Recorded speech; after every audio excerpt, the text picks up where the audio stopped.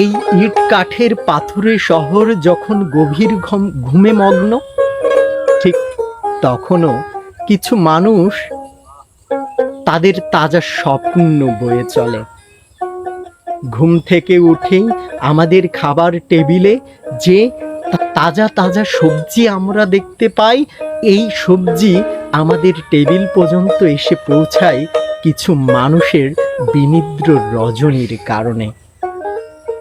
তাদের পরিশ্রমে সারা রাত্র নির্ঘুম কাটানোর যে ফল, সে ফল হিসেবে আমরা তাজা তাজা সবজি আমাদের বাসার টেবিলে পাই। এই যে সবজি বিক্রেতা চাচা এই বটতলায় বসে আছে, এই মানুষটা খুব সকালে ঘুম থেকে ওঠে।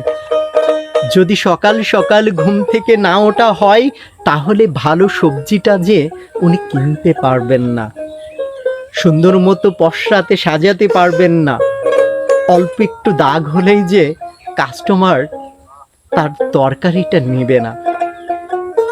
হাজার বছর ধরে গ্রাম্য এই শ্রেণীটা যারা তরকারি ব্যবসার সাথে যুক্ত, তাদের জীবন খুব ভোর থেকেই শুরু হয়। তাজা তাজা ফসল সংগ্রহ করে আমাদের দোরগোড়ায় পৌঁছে দেয়। আমাদের পুষ্টির চাহিদা এই মানুষগুলো নিজের কাঁধে তুলে নিয়ে পূরণ করে।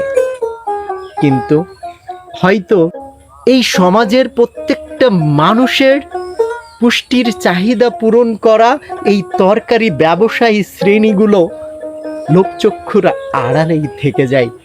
হয়তো তাদের বাড়ির পুষ্টির চাহিদাটা ঠিকমতো পূরণ করতে পারে না, কারণ তার ক্ষুদ্র ইনকামে বড় একটা সংসার চলে। সন্তানের পড়াশোনা, চলে পিতামাতার খেদমত, ওষুধ এবং সামাজিক রীতিনীতির রেওয়াজ। হরেক রঙের তরকারির পসরা সাজানো এই মানুষটার জীবনটা অনেক সাদামাটা।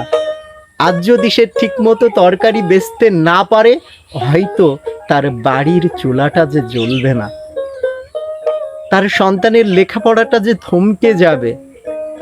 কিন্তু অল্প কিছু মূল্যের জন্য আমরা এই মানুষগুলোকে মূল্যায়ন করতে ভুলে যাই এই সভ্যতার বিনির্মাণে এই শ্রমজীবী মানুষের আত্মত্যাগের কথা, তার নির্ঘুম রাত্রি যাপনের কথা। এই মেহনত মঞ্চ সেই সকল তরকারি ব্যবসায়ী এবং তরকারি উৎপাদনকারী শ্রমজীবী মানুষকে জানাই স্যালুট।